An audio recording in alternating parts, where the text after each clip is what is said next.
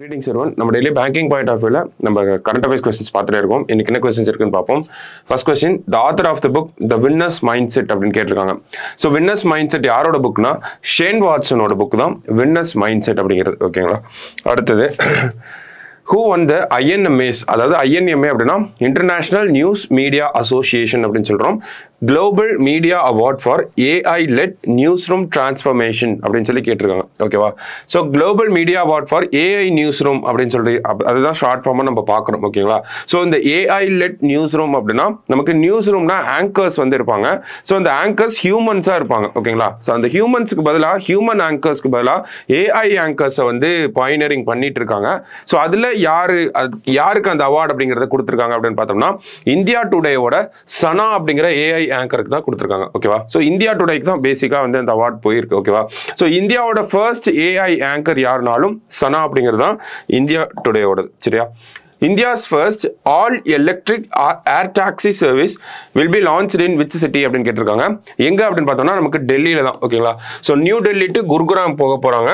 So நார்மலா இந்த ஒரு ஜேர்னி அப்படிங்கிறது நமக்கு அரௌண்ட் 90 minutes ஆகும். ஓகேங்களா? ஆனால் இந்த ஏர் டாக்ஸி சர்வீஸ் மூலயமா நம்ம 7 minutesல டெல்லி டு குருகிராம் போயிடலாம் அப்படிங்கிறத சொல்லியிருக்காங்க. ஆர்ச்சர் ஏவியேஷன் அப்படின்னு சொல்லக்கூடிய இந்த கம்பெனி தான் இதை பண்ணவும் போறாங்க. ஓகேங்களா? பை 2026 இது வந்து நடைமுறைக்கு வந்துடும் அப்படிங்கிறதையும் சொல்லியிருக்காங்க. ஓகேவா? அடுத்தது Covishield vaccine was developed by அப்படின்னு கேட்டிருக்காங்க.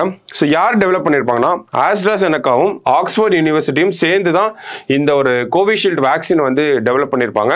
ஸோ அதுக்கு அவங்க வச்ச பேர் என்ன அப்படின்னு பார்த்தோம்னா வேக்ஸெவ்ரியா அப்படின்னு சொல்லி பேர் வச்சிருப்பாங்க. ஓகேங்களா? வேக்ஸெவ்ரியா அப்படிங்கிற பேர்ல தான் ஆஸ்ட்ராசெனக்கா இந்த பேர் வச்சிருப்பாங்க.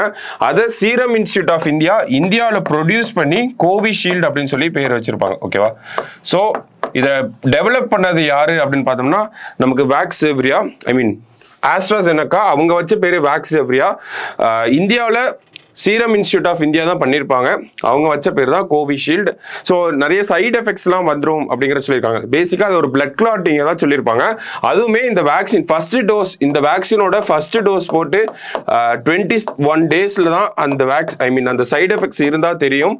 மற்றபடி 21 days தாண்டினதுக்கு அப்புறமா அந்த சைட் எஃபெக்ட்ஸ்லாம் தெரியாது அப்படிங்கிறது சொல்லியிருக்காங்க.